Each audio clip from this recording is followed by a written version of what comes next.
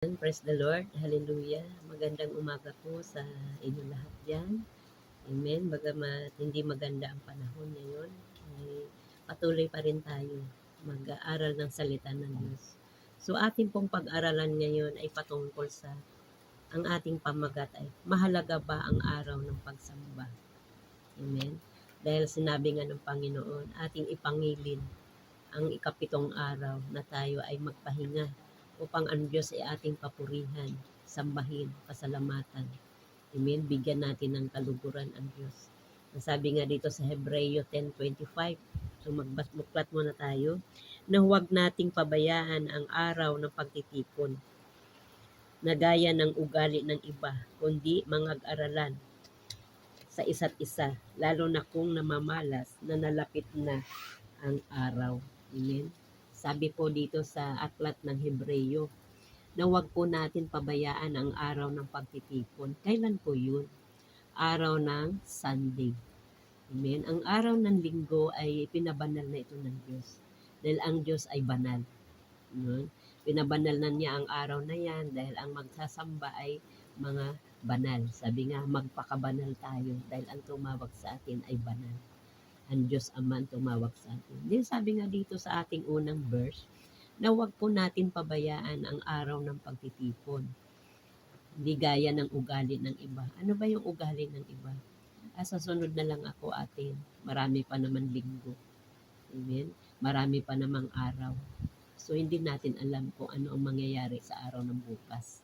Pero ang sabi ng Panginoon, huwag nating kaligtaan na gaya ng ugali ng iba.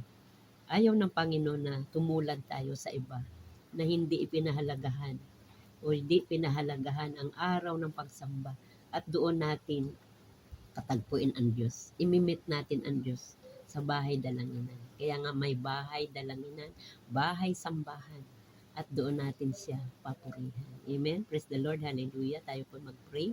Maraming salamat po, Diyos, sa umagang ito, Panginoon. Salamat sa buhay na patuloy mo ipinahiram sa amin. Salamat din sa kalakasan, sa patuloy na pag-iingat. Pinupuri ka namin, O Diyos, sa pangalan ng Jesus. At sa gabay ng Banal na Espiritu, Ama, maghumingi kami ng kapatawaran. Patawarin mo kami, O Diyos, sa umagang ito upang kami, Ama, ay maging karapat-dapat sa iyong harapan.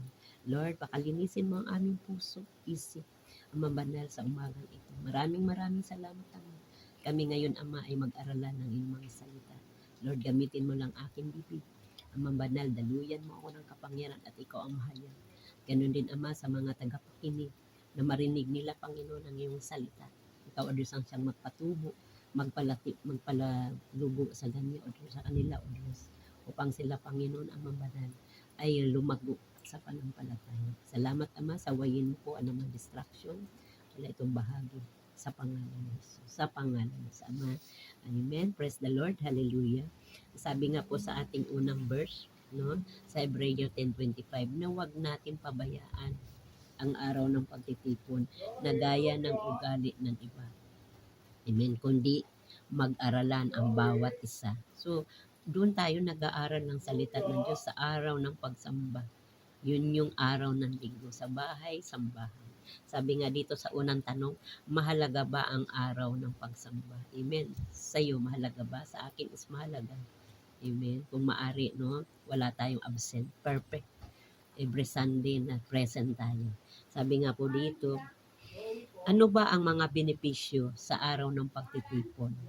Meron ka bang makukuha sa araw ng pagsamba? Ano ba ang matatanggap mong benepisyo? Amen. So, kailangan alamin natin, ano ba ang makukuha ko pag ako ay pupunta sa bahay-sambahan? Ako ay para magsamba.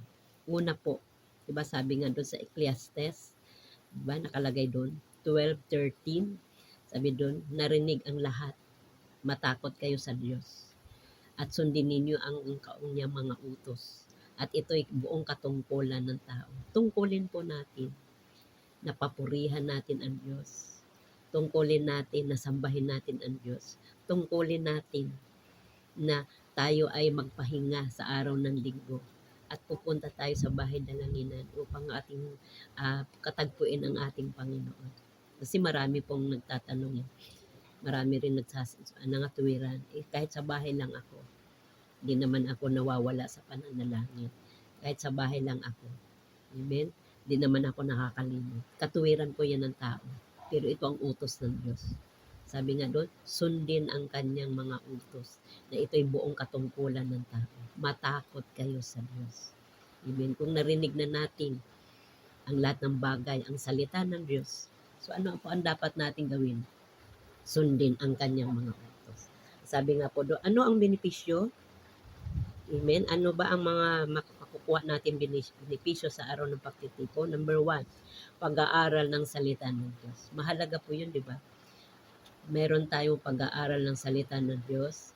Ang ating pastor ay nagpapakain sa atin. Biblical message. Yun po yung masarap na pagkain espiritual. Mahalaga po yan. Kaya po tayo nandoon sa bahay dalanginan upang tayo ay pakainin. Upang tayo ay palakasin. Amen? Sa ating mga pananampalataya. Pangalawa, sabi dito, ito ay paghahanda natin sa muling pagbabalik ng ating Panginoong Hesus. Amen? Kaya po tayo lagi dadalo sa bahay dalangin sa araw ng pagtitipon bilang paghahanda sa muling pagbabalik ni Jesus. Sabi nga po doon sa unang Tesalonika sa 5:23, tayo po'y magbuklat. 1 Thessalonians 5:23, nasabi doon, ingatan ninyo ng buong ano yung iingatan natin ang ating katawan, ng buong katawan. Sabi dito sa 5:23 ng Thessalonica. At pakabanalin kayong lubos ng Diyos din ng kapayapaan at ang inyong espiritu at kaluluwa at katawan ay ingatang buo. Yun po yung sinasabi.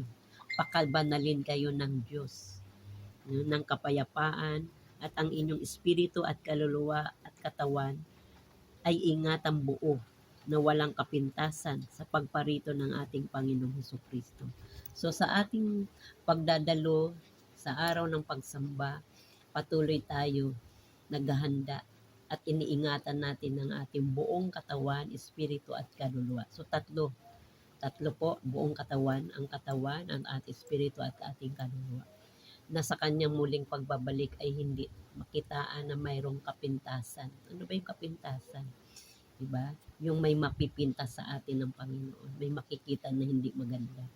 Diba? Kung tayo ay lagi nasa pagtitipon, patuloy tayong nililinis ng dugo ng Panginoong Hesus. Patuloy tayo pinapatawad. Yun nga lang, huwag nating sadyain na magkasala. Nasasabihin natin, mayroon pa naman linggo para ako malinis sa aking mga kasalanan. So mali po yun. Kaya po ang sabi dito, sa ating pong binasa, ano pa yung benepisyo na makukuha natin sa araw ng pagtitipon? Sabi nito, nagpupuri tayo bilang paghahandog. Ano yung ihahandog natin sa Diyos? Sabi nga doon sa Roma 12 verse 1, sabi doon, ang iyong buong katawan ihain buhay kaaya-aya sa harapan ng Diyos. So ang ihandog natin ang ating mga sarili. Ihandog sa Diyos na walang kapintasan. Diba? Haing buhay, kaaya-aya sa harapan ng Diyos. So yun po, na ihandog natin sa araw ng pagsamba. Diba? Basahin po natin ang Hebreo 13:15. So kailangan mayroon din po tayong binabasa, biblical, no? Yan, Hebreo 13:15. Sabi po dito sa 13 ng Hebreo 15. Sabi ito, sa pamagitan nga niya ay maghandog tayong palagi ng hain ng pagpupuri sa Diyos. Sa makatwid bagay ay ang bunga ng mga labi na nagpapahayag ng kanyang pangalan. So, palagi tayong maghahandog ng papuri sa Diyos. Yun po yung bunga ng ating mga labi. Praise the Lord! Hallelujah! Bunga ng ating mga labi, yung tayo ay umawit sa Panginoon. Amen po ba? Yun po, marami pong benepisyo ang makukuha natin dahil isa na tayo na nakapagpuri sa Diyos. No, na ihandog natin, ay hain natin ang ating sariling buhay, kaaya-aya sa harapan niya. So ano pa? Yung pakikipag-usap natin sa Diyos. Prayer. No? Kung nandoon tayo sa araw ng pagtitipon, doon tayo nakipag-usap sa Diyos. Sabi nga doon sa Jeremiah 33 verse 3, tumawag ka sa akin at ako'y sasagot sa iyo at magpapakita ako ng mga bagay na mahirap na hindi nyo nalalaman. Amen? Ang Diyos ay sumasagot sa ating mga panawagan. Patuloy tayo makipag-usap sa Diyos sa pamagitan ng pananalangin. Ano pa? Yun, pagbibigay ng kapo o love offering. Amen? Pag nandoon tayo sa bahay-sambahan, doon tayo nagbibigay ng handog, kaloob, kung anong ating natatanggap na blessing financially. So nakakatulong po tayo sa ministeryo ng ating Panginoon. Kung saan ka nakaanib, amen? Kung saan ka na miyembro, na kasapi, so patuloy tayo na maglingkod, patuloy tayo dumalo sa araw ng pagsamba. Huwag po natin idahilan na busy ako. Amen? Nakakalungkot po. Mayroon po kaming mga ini-invite, laging sinasabing busy, pero di pala busy. Dahilan lang. Amen? Huwag tayo magdahilan. Kasi once na tayo humarap na sa Panginoon, wala na po tayong maidadahilan. Amen po ba? Praise the Lord. Ano pa? Yung pagputol-putol ng tinapay. Yun po yung Eucharistia. So sa bahay, wala po yung Eucharistia. Walang pagputol-putol ng tinapay. Yun yung isang katawan, di ba? Yung katawan ni Christ. Amen? Pinagputol-putol para sa atin lahat. Upang tayo ay malinis, mahugasan ng dugo ng Panginoon Hesus. Sabi nga doon, sa ating babasahin sa 1 Corinthians 11, ano bang kahalagahan ng pagputol-putol ng tinapay? 1 Corinthians 11 verse 24 hanggang 25. Sabi dito sa 11:24, magbasa po tayo. Sabi sa 24, at nang siya'y makapagpasalamat ay kanyang pinagputol-putol at sinabi, ito'y aking katawan na pinagputol-putol dahil sa inyo, gawin niyo ito sa pag-alaala sa akin. Saan natin alalahanin ng Panginoon? Sa pamagitan ng pagputol-putol ng tinapay. Sabi niya, sa tuwing kayo magkatipon, gawin ninyo ito bilang pag-alaala sa atin. Inaalala natin ang kamatayan ni Jesus. Amen? Na siya'y namatay para sa ating mga kasalanan. Sabi sa 25, at gayon din naman hinawakan ang saro at ang pagkatapos na maghapon na magsinasabi, ang sarong ito'y siyang bagong tipan sa aking dugo, gawin ninyo ito sa tuwing kayo'y magsisiinom sa pag-aalaala sa akin. So, kailangan kumpleto. Mayroong katawan ni Kristo o tinapay at mayroon din saro, nagiging simbolo ng dugo ng Panginoon Jesus. Na sa tuwing kayo'y magsiinom, gawin ninyo ito bilang pag-aalaala sa akin. So, marami po tayong makukuhang benepisyo doon sa araw ng pagtitipon. Kaya wag po natin kaligtaan ang araw ng pagsamba, ang araw ng linggo. Ano pa yung pinakalas? Yung pagpapakain ng salita ng Diyos. Biblical message. Amen? Sabi nga po doon sa Matthew 4:4, ang tao hindi lamang po nabubuhay, amen, sa tinapay, kundi sa salita ng Diyos na siyang namumutawi, no, sa bibig ng Diyos. Amen? Meron tayong pagkain pisikal at meron din tayong pagkain espiritual. Yung ang Ebanghelyo na palagi tayo makarinig ng salita ng Diyos. So ano pa yung pangpito? Yung pagpapatong ng kamay. Pray over. So pinipray over tayo ng mga lingkod ng Panginoon para tayo masangkapan ng kapangyarihan. Amen. Kung sa bahay lang tayo, hindi natin matanggap ang kapangyarihan ng Diyos. Kaya ang katwiran ng Diyos, maging katwiran po natin. Amen po ba? Nawa, mayroon po kayong naunawaan sa oras na ito. Conclusion na po tayo. Yung Hebreo 10:25, yung topic po natin, na wag natin pabayaan ang araw ng pagtitipon. Dahil dito, sabi nga, mag-aralan kayo sa bawat isa. At ating namamalas na ang Panginoon ay nalalapit na. Malapit na siyang bumalik. Madatnan tayo na nakahanda. Amen po ba? Maraming salamat at nawa naunawaan po natin at ipaunawa sa atin ng Panginoon. Maraming salamat o Diyos sa umagang ito at kami Panginoon natapos sa aming pag-aaral. Ama, ang kahalagahan ng araw ng pagsamba, ng araw ng Panginoon, ang araw ng linggo, Panginoon. Banal, lahat ng nakinig, makarinig pa ng iyong mga salita, Panginoon, ikaw Diyos, siyang magpala sa kanila. Nawa, Panginoon naman banal, ay palakasin mo ang bawat isa sa amin, ang aming mga panampalataya. Pagtibayin mo kami, Panginoon, hanggang sa muling pagbabalik ng iyong anak na si Jesus. Maraming salamat muli, O Diyos. Sa iyo namin binabalik ang lahat ng papuri, karangalan, pasasalamat. Sa pangalan ni Jesus, sa pangalan ni Jesus.